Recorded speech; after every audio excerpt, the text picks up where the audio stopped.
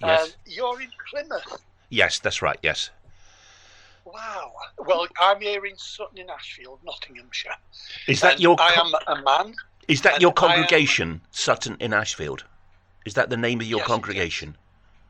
Yes, it is. Yes. Yeah, thank you. And I'm 77. So that's the sort of person you're talking to. And how can I help you right now? Well, my name's Robert. I'm in my 60s. I'm very curious about why you have the word Jehovah in the New Testament portion of the Bible. I've no problem with it being in the Old Testament. The Jerusalem Bible has Yahweh 7,000 times in the Old Testament. I've no problem with that. But why do you have Jehovah in the New Testament when not one New Testament document in Greek, I'm not talking about translations, there's not one New Testament Greek manuscript that contains the word Jehovah? Not one. Yes, there is. Yes, there is. Could you name them? The Oxyrhynchus, I can't remember the number, but I was looking at it only the other day, and it's Yes. an early Septuagint Right. Greek translation of the Hebrew Scripture. Yes, Septuagint. And- It's not the New Testament. I'm asking about the New Testament. Well, let me come to that. And what it is, it's a manuscript that was found at Oxyrhynchus, and they found this manuscript in a pile of rubbish, and it dates from round about the 3rd century CE. I don't know if you've researched that one, have you, at all? I'm only interested in New Testament documents. The Septuagint is a translation of the Old Testament. Which New Testament documents contain the word Jehovah or the Tetragrammaton, please? Which New Testament documents? Yes. Well, that's what I'm saying. The Oxyrhynchus. No, that's not a New And also Testament. That's not a New Testament document. It's a translation of the Old Testament. It's a obscure version of the Septuagint. Right. I'm interested in the New Testament. The New Testament is Matthew to Revelation. It's Yes, not that's right. Genesis, Exodus, Leviticus, Number. It's not that. It's Matthew to Revelation. Is there any New Testament Greek manuscript of Matthew to Revelation, that's the New Testament, which contains the Tetragrammaton? Yes, the Oxyrhynchus. No, the Oxyrhynchus Because it's is a not copy. New Testament. It's a copy. It's, Have you looked up the Oxyrhynchus document? yes, it's not New Testament. It's a translation into Greek known as the Septuagint of the Old Testament, Yes. and it's pretty obscure because it's one of the only ones. I think there's only two which contain Jehovah. They normally translate it as Lord. But I'm not interested in the Old Testament. I accept Jehovah is in the Old Testament. I accept that. Yeah. So that's not up for discussion. Where do you find the word Jehovah in a manuscript, a Greek New Testament manuscript? That is Genesis to Revelation. It's not the Septuagint. Yeah. The Oxyrhynchus, I am certain from what I read the other day, it's a copy of Matthew and John, and I think it's of another Bible book. And I am sure that there is the name of Jehovah in one of those fragments. And what the Oxyrhynchus discovery did was it helped people to understand how Greek was used in the days of Jesus.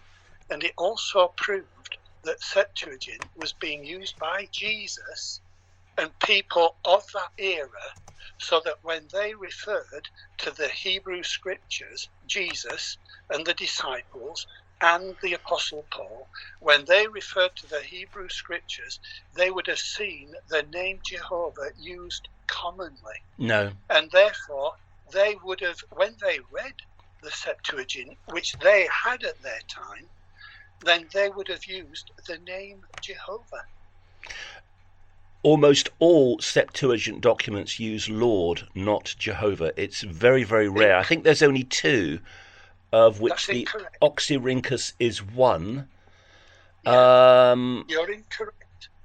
If you look at the Appendix 5A in the New World Translation Study Edition, which you can get on the internet. I don't know if you've accessed that, have you? Yes, I have, and I'm looking at a detailed list of the contents of the Oxyrhynchus now. Uh-huh. Okay. Yeah. It is Just rather going late, quiet. being the 3rd century. Okay. I'm sorry? It is rather late, being the 3rd century. Okay. Yes. But that's what you're asking for. Mm-hmm. That's what you're asking for. Okay. So it's got the name Jehovah. But that's one out of 5,800 New Testament Greek documents. But how far back do they go? They go back to about 100 AD. The earliest ones would be P66 and P70. And they're What? copies of what? I beg your pardon? There would be copies of copies of copies that come from the original. That's right. Mm. That's right. Because there was a great superstition about using the name Jehovah. And I understand that one of the condemnations put upon Jesus was that every time he performed a miracle, he used the name Jehovah. And that was one of the things that the scribes and Pharisees didn't like. And of course, being associated with Jesus, whom they murdered and got out of the way and tried to sweep the evidence away, anybody who used the name Jehovah would be frowned upon, and they tried to get the name Jehovah taken out of the Bible. It's funny, but of all the names that are in the Bible, it's only the name Jehovah that is taken out. Can I just... Molech, Baal, Satan, all these other names, they're still in the Bible. It's only Jehovah that people have a problem with. And it seems to hark back to what the scribes and Pharisees did. And then the later copyists who were afraid of using the name Jehovah in the wrong way. It seems sad that today we're following their example. I mean, I don't know if you've got... Could you just make one point and let me think about it and respond to it rather than make numerous points, if that's possible? The Oxyrhynchus, what evidence do you have that the name Jehovah is in... It's a whole series of documents. Okay, so it's the Old Testament.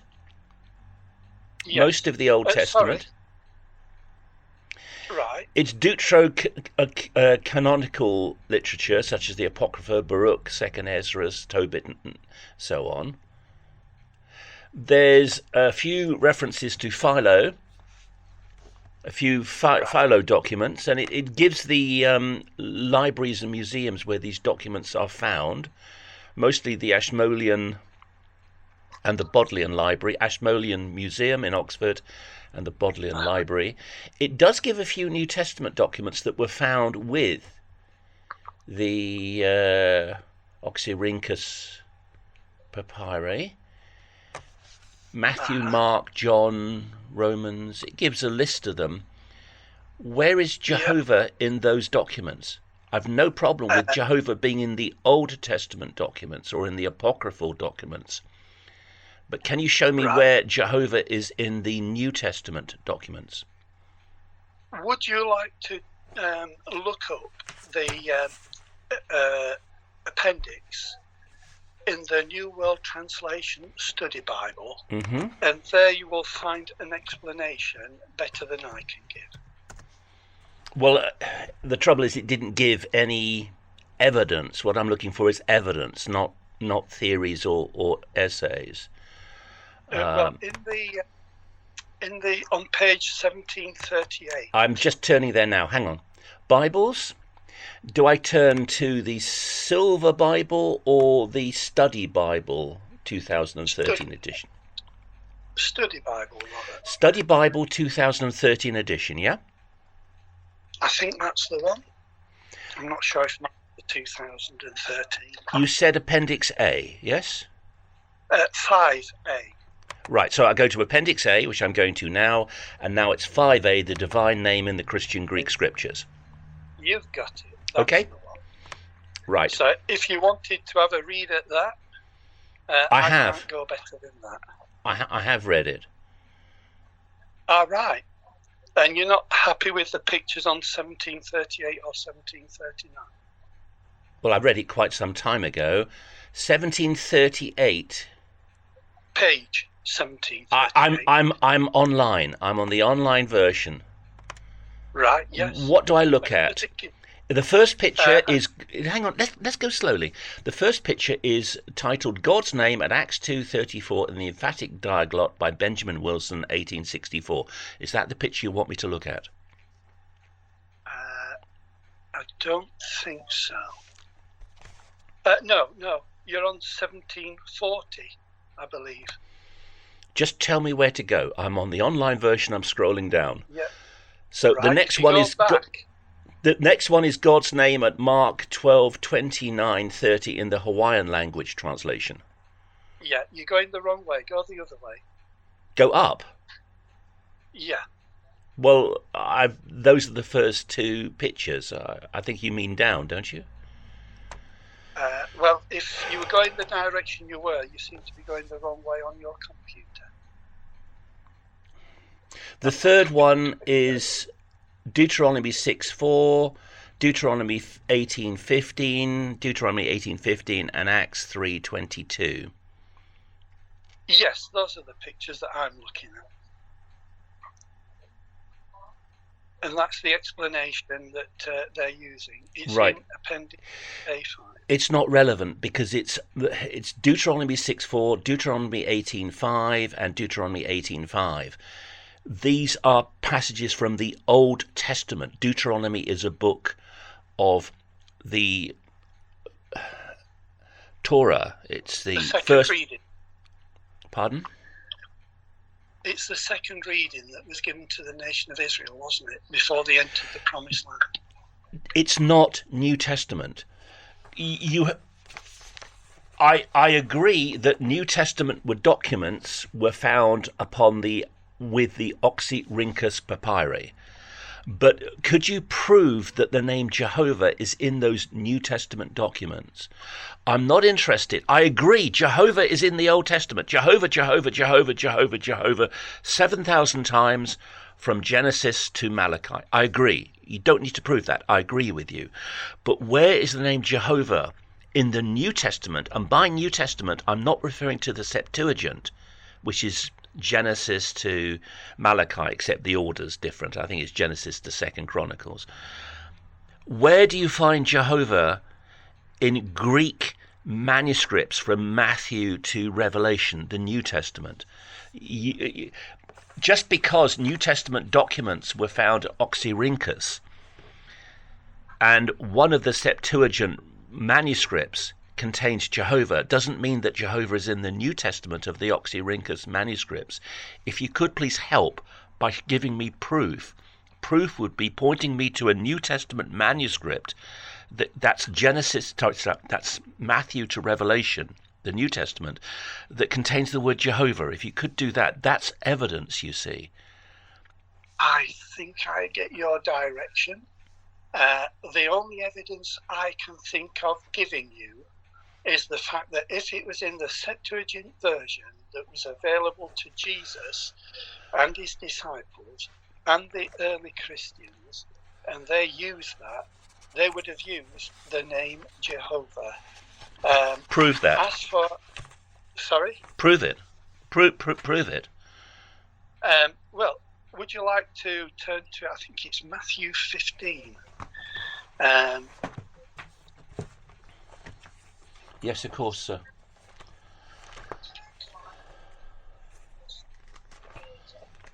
Matthew 15, yep. Yeah. I think it's Matthew 15.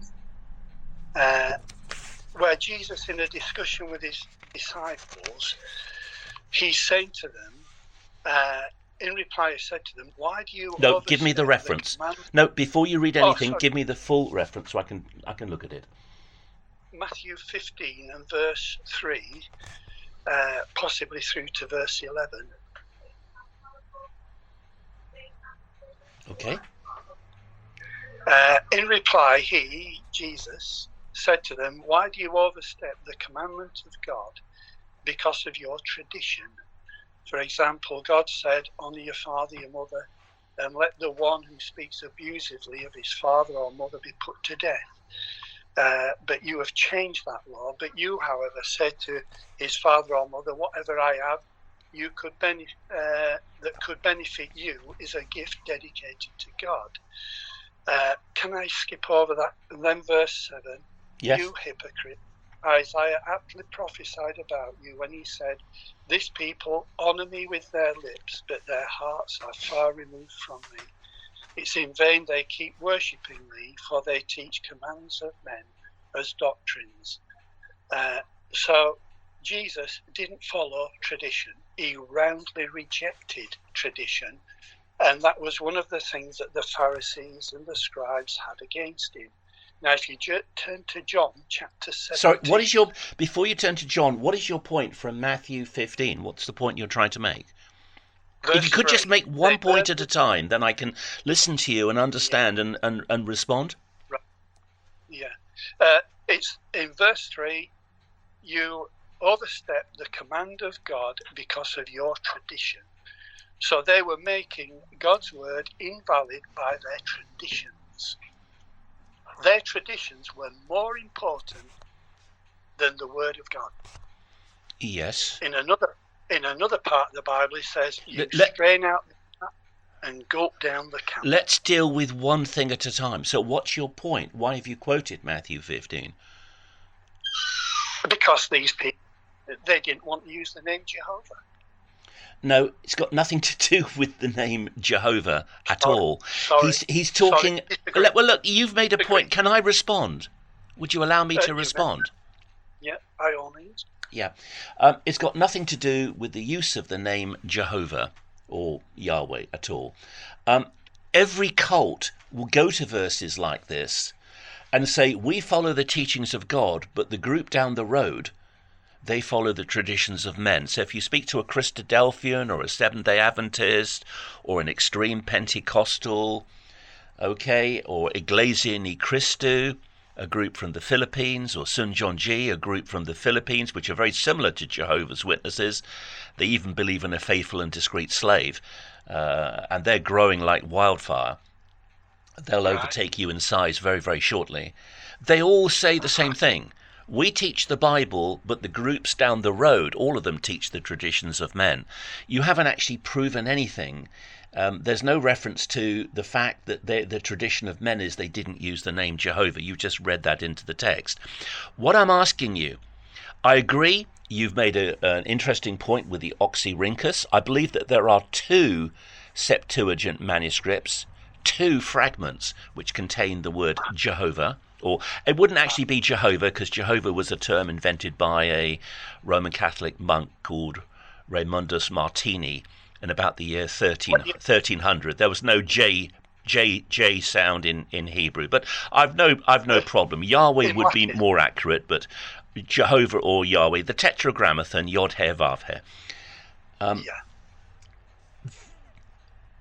Could you prove that the New Testament documents, which were written in Greek, contain the Tetragrammaton?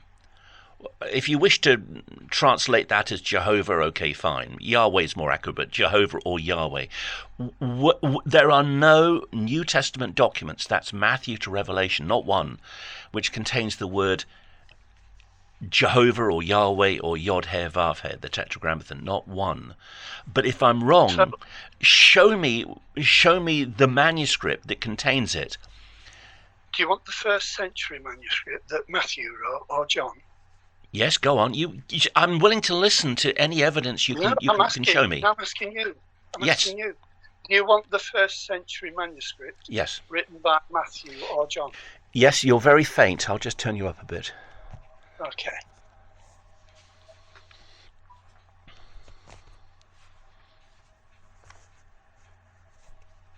Right. Can you hear me now? Yes, you're a bit louder. Thank you very much. Right. That's okay. So Do you want the first century manuscript that was written by Matthew? Just give me one thing at a time, because I can't do multiple things at the same time. Just give me one thing at a time. I'm all ears. Right. Do you want the first century manuscript written by Matthew?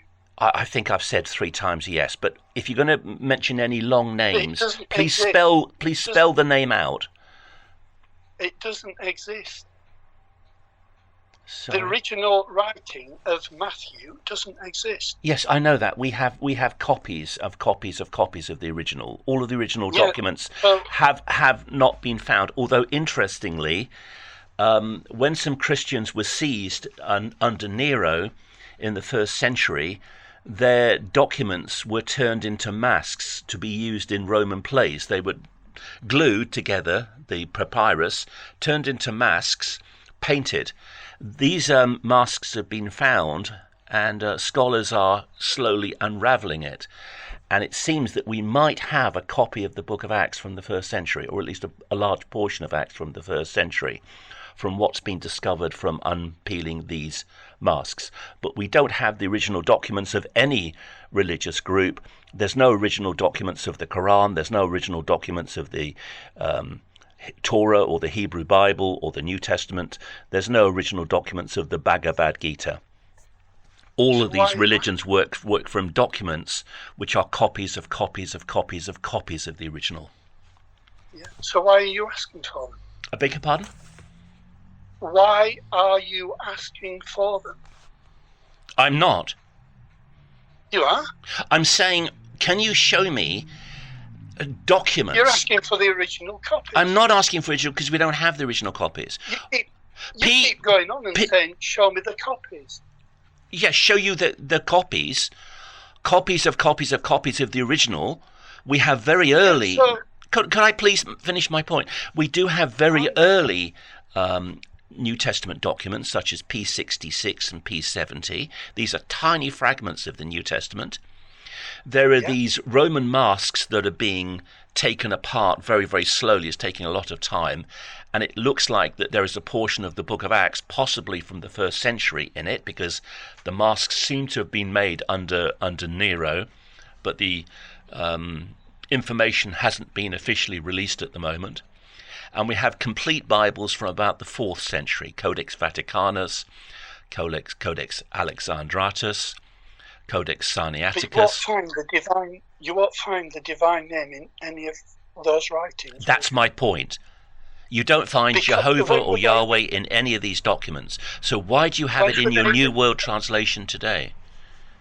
When were they written, Robert? The Vaticanus. I've told you it would be around the 4th century, maybe the early 5th century. If you read some of the ancient scholars, which you sound as though you have, did you not discover that the divine name was being taken out, and there is proof that it was being taken out, and disused, and it was being replaced by Adonai and Lord and Christos and all these... Hold on, no, hold on. Adonai is a Hebrew word. Yeah. Adonai is a Hebrew word that would apply to the Hebrew Bible, Genesis to Malachi, not to the New Testament. I'm asking you about the New Testament. When I say New Testament, I mean Matthew to Revelation. Yeah, but you're asking for the impossible. You're asking me to give you written proof that the name Jehovah appears in Matthew to Revelation.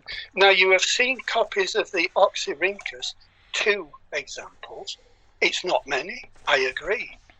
So the rest has got to be on the Oxyrhynchus is irrelevant because it's in the Septuagint. The Septuagint is a translation of the Hebrew Bible, Genesis to Malachi, or rather Genesis to 2 Chronicles in the Hebrew, in the Jewish way that they laid out their Bible. It's not the New Testament. I'm asking for the divine name, Yahweh or Jehovah, in the New Testament. And all you have to do is say, well, in this library, or in this museum is papyrus so-and-so. You can give the number, 612 or P37, or it might be a book, it might be a codex so-and-so. And if you turn to such and such a verse, Matthew, 6:11 or John 14:12, there it is. There is Jehovah in the text of the New Testament. That's all you have to do. That's proof. It's called primary source evidence. If I do that, Robert, what will it do for you? I'll have to change my position if it's consistently in the New Testament. And what would a change of position mean for you? Well, it would mean that Jehovah was used in the New Testament text. That would be established as a fact. And that would be all? Pardon? Well, there would still be the explanation as to why 99.9% of New Testament documents do not contain the word Jehovah, because we've got 5,800 New Testament documents. By New Testament, I'm not referring to the Septuagint. Okay, I understand Jehovah is in please let me finish. Let me make my point. Robert, I've lost the train of my thought now. Robert, you've not answered my question. What was your question? My question is how would it affect you if the name Jehovah was used? If it was shown in a manuscript, what difference would it make to you? Well, it would show that Jehovah would be in the New Testament, but you would still need to explain why, because there's 5,000. Please let me finish. Please, if you're going to ask me a question, you must allow me to. You must allow me to answer your question. You must allow me to. I'm trying to answer your question, but if you interrupt, I can't finish. You must allow me to answer the question. You're not answering mine. I've only asked you this one. What difference will it make to you? What is the difference? There isn't one New Testament document, not one out of 5,800, that contained the word Jehovah in the New Testament Greek text. You're not one. Answering my question. You're not answering my question. If you found, let me answer your question. I can't answer the question if you interrupt me. You have to let me. If you ask me a question, you have to let me answer you without interruption. But please don't go on with other things. Tell me what it'll do for you. Well, you would need to explain why 99.99% of all the documents still don't contain the word Jehovah if you found one. You're not answering my question. What will it do for you? I would want more documents that contain the word Jehovah, not just one. And I would have to have an explanation as to why the vast... Please let me finish. You're asking me a question. I'm trying to answer and you keep interrupting. You're full of ifs. You're full of ifs. If. Tell me what difference it would make. You're not doing that. You would need to explain why the vast majority of the 5,000, if you found one document with Jehovah in it, it would be one document with Jehovah, and it would be 5,800 documents without Jehovah. You'd need to explain that. There need to be a good explanation as to why one document has Jehovah, but as we have at the moment, not one document has Jehovah. Can you tell me, if we bring a document forward with the name Jehovah in it, what difference is it going to make? Well, you're not, because one doesn't exist. So it's your hypothetical question. You need to show me a New Testament document with the word Jehovah in it. Don't say if. You keep saying if. So show me a New Testament document with Jehovah in it. There is not one. Right. And the Oxyrhynchus has, yes, it does have it in the Septuagint portion, but not in the New Testament portion. Robert, you're not answering my question at all. You're bulldozing it to one side. And that is, what difference will it make to you if you found one document or 20 documents with the name Jehovah in?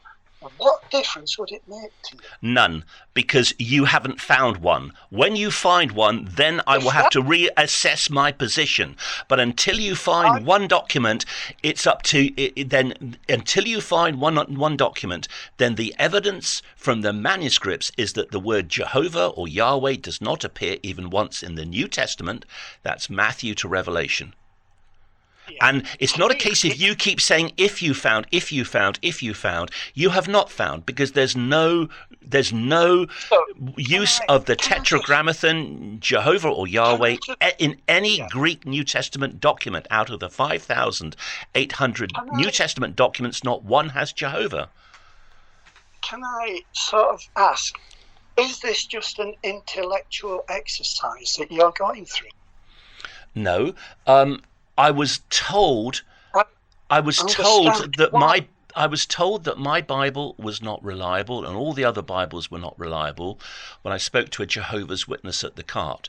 So I've been looking at this, right? There are two, I believe. You've referred to the Oxyrhynchus. There are two uses of Jehovah in the Septuagint, but the vast, overwhelming majority of Septuagint documents. You Let me won't make my point before you interrupt.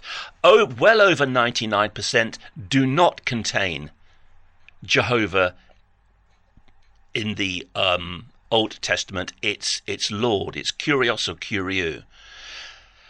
I'm not interested in the Septuagint. I'm interested in the New Testament.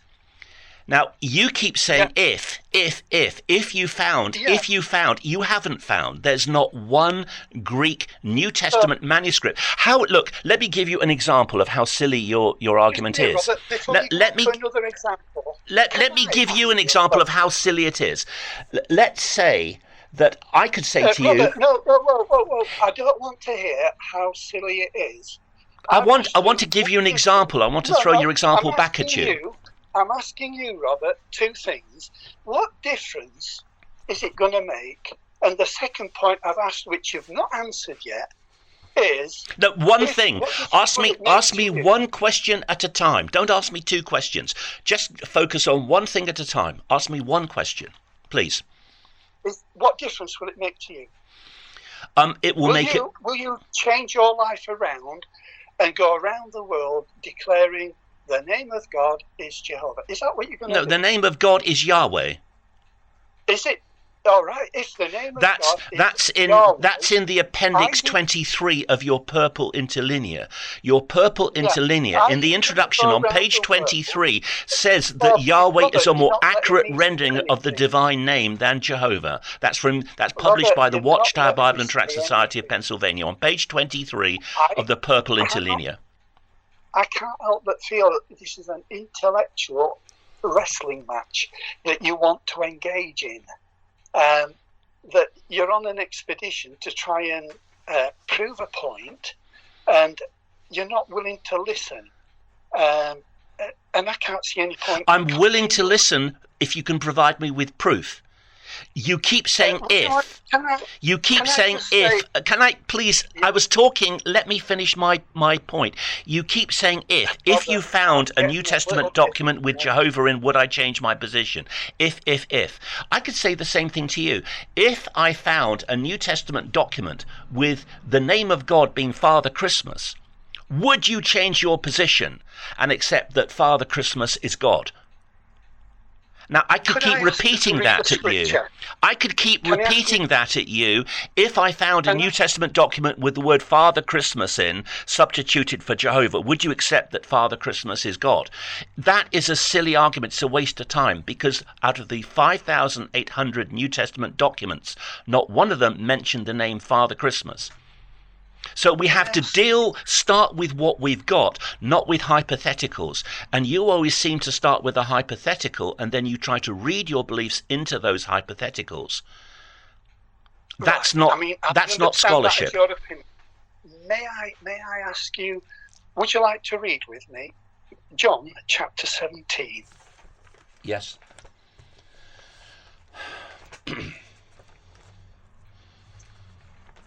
I take it you're going to go to verse 6. I am, yeah, but even before that. Okay.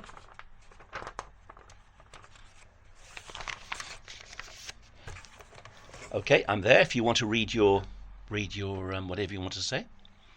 Yeah, I was going to say verse 4, where Jesus in his final prayer says, I have glorified you on the earth, having finished the work you have given me to do. So now, Father, glorify me at your side with the glory that you had alongside you before the world was. I have made your name manifest. I think you've misread that verse. Sorry? I think you've misread that verse. I mean, I'm old myself. My eyesight is poor. I think when it Would you talks like about the to read it? glory, it says the glory which I had with you. Is that how your New World Yes. Translation reads? Yeah. So I think you might have. Yes. Do you want to just read verse I must 5 have again misread. slowly? Because you might have misread it. Okay, it says, I have glorified No, you. read the whole verse. Let's go slowly and read the whole verse. Verse 4. Verse 4. Are you there? Yep, go ahead. I have glorified you on the earth, having finished the work you have given me to do. So now, Father, glorify me at your side with the glory that I had alongside you before the world was. I have made your name manifest to the men whom you gave me out of the world. They were yours, and you gave them to me, and they have observed your word. And then later on, he mentions about his father's name again. Verse 26, but can we do one thing at a time? Yeah, but it's the same thing. I have made your name known. What was that name that he made known? The word there, name, is onoma in Greek, and it can refer to the person or to the authority of a person. For instance, if a policeman says stop in the name of the law, he's not telling you that law is LAW. If a policeman says stop in the name of the law, he means stop in the authority of the law. The Jews knew perfectly well what God's name was. They didn't need anyone, and they didn't need Jesus to come along and tell them what God's name was. The Jews knew for centuries that God's name was Yahweh. Okay, they didn't have a J sound as we have in our alphabet, so it would have been pronounced more as Yahweh rather than Jehovah. As your Kingdom Interlinear translation, the purple edition, the first edition of 1969, says on page 23. So it's simply saying that Jesus revealed the nature of the Father to these people. It's not saying that the Jews were there and they said, we don't know what God's name is called. And then along came Jesus and he said, oh, God's name is Jehovah. And they said, oh, we didn't know that. They knew perfectly well what God's name was, but they didn't want to use it in ordinary everyday speech. If you watch a film, a Hollywood film on TV or the cinema, very often, every now and again, they will use the word Jesus or the word Christ as a swear word. It's incredibly annoying. I'm watching a box set of the Frost detective series at the moment. And every now and again, under their breath, some of the detectives will say the word Jesus or the word Christ as a swear word. I threw those discs away on episode 2 and episode 3, but they're not doing it so much now on episode, the later episodes. That's what the Jews were trying to avoid. If you use the name of God in everyday speech, then some people will use it as a curse word. They will blaspheme the word of God, which goes against the third commandment. So that's why the Jews had a tradition where they would say Hashem, the name. And everyone knew that when they said Hashem, they're referring to the Tetragrammaton, Yahweh. Or, for speaking to you, Yahweh or Jehovah, because Jehovah is how we pronounce it in English. I've no problem with that at all. But this is not saying that Jesus came down and then the Jews who didn't know God's name were told God's name by Jesus. The Jews knew perfectly well what God's name was. They didn't use it in everyday speech. I think you've totally misunderstood John 17:6. And in John 17:5, which you misread the first time, I'm sure that was an accident. And now, O Father, glorify me together with yourself, with the glory I had with you before the world was. This would prove the deity of the Son of God, because he possesses the divine glory together with the Father. And that divine glory in Isaiah is the divine glory which Isaiah will not share with anybody else. I think that's right. Isaiah 43 somewhere. I'd have to actually find it. Could I ask you, Robert, do you believe in the Trinity? Yes. Yes, Isaiah 42:8. I am Yahweh, that is my name, and my glory I will not give to another. So Yahweh doesn't share his glory with anybody else. Isaiah 42:8. But in John 17:5, Jesus says he possessed this divine glory together with the Father from eternity. Thank you for your patience listening to me, sir. That's all right. You enjoy talking. You believe the Trinity, and where is that in the Bible? The word Trinity is not found in the Bible, just as the word theocratic organization or governing body or circuit servant is not found in the Bible. Publisher is not found in the Bible. These are terms used by Jehovah's Witnesses. They are. So why do you believe? Sorry, what do you mean they are? Sorry, what do you mean they are? You said they are. That question, Robert. Could you answer that question? Yes, you contradicted me. You said they are found in the Bible. So give me the reference to where theocratic, governing body, publisher are found in the Bible. I did not say they are found in the Bible. No, I did not. Okay, well, if I misunderstood you, I apologise. Yeah, you've misunderstood me totally, Robert. I know a governing body doesn't appear in the Bible. But it's one thing at a time. The Trinity, it doesn't appear in the Bible, but you believe it. Well, Jehovah's Witnesses are Aryan. The word Aryan is not found in the Bible. They claim they're Jehovah's theocratic organisation. Theocratic is not found in the Bible. Jehovah's Witnesses are run by a governing body. The term governing body is not found in the Bible. Me, Robert. You're not listening to me. I've listened but to you. You asked me a question. You must give me the chance to respond. You can't cut me off midway through my explanation.